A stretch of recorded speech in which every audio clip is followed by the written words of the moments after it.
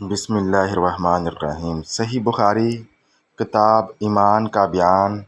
باب رسول اللہ صلی اللہ علیہ وسلم سے محبت رکھنا بھی ایمان میں داخل ہے۔ حدیث نمبر 15۔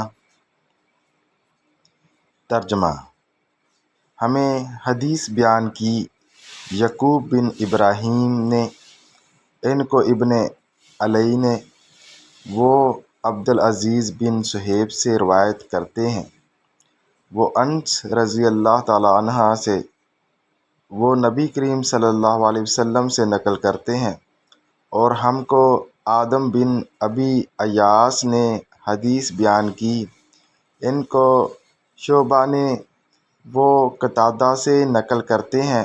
وہ انس رضی اللہ تعالیٰ عنہ سے